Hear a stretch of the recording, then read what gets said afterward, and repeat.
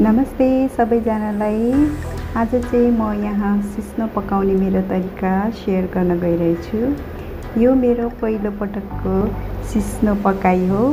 हजुरहरूलाई कस्तो लाग्छ तल कमेन्ट्समा लेखिदिनु होला र तपाईहरुले पनि कस्तो पकाउनुहुन्छ कमेन्ट्समा सेयर गरिदिनुहुन्छ कि। धन्यवाद।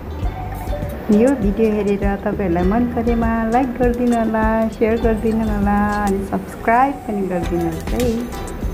धन्यवाद।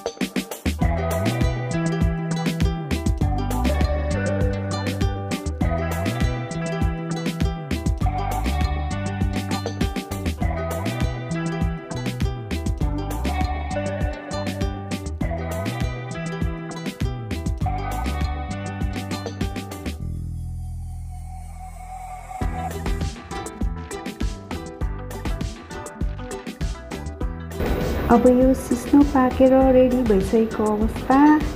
यसलाई चाहिँ हामी आफ्नो स्वाद अनुसार लेमन मन पर्नेले लेमन, पिरो मन पर्नेले खुर्सानीहरू लाएर पनि टेस्ट मिलाउन सकिन्छ जस्तो लाग्यो। मलाई चाहिँ पिरो त्यति खान नसक्ने भएर हल्का लेमन र हल्का हट फ्लेभरको लागि पेप्रिका, स्विट पेप्रिका पाउडर मिसाउन मन पर्यो। अनि ल है त अब मेरो सिस्नो पनि रेडी भइसकेको अवस्था छ। यो सिस्नो चाहिँ विशेष गरेर जाडो ठाउँमा पाइने विभिन्न पौष्टिक तत्त्वहरूले भरिपूर्ण हाम्रो जिउलाई एकदम राम्रो जडीबुटीको काम गर्ने बिरुवा जस्तो लाग्छ र यो चाहिँ हाम्रो जिउलाई एकदमै पौष्टिक आहार बनाइदिन्छ जस्तो लाग्छ। हेर्नुहोस् न, हेर्दा यस्तो चिप्लो छ। हाम्रो पेटको विकारहरू, पेटको फोहोर मैलाहरू सबै सफा गरेर यसले पुरा हामीलाई पौष्टिक आहार प्रदान गर्छ जस्तो लाग्छ। म चाहिँ यसको एकदमै फ्यान भएँ अबदेखि।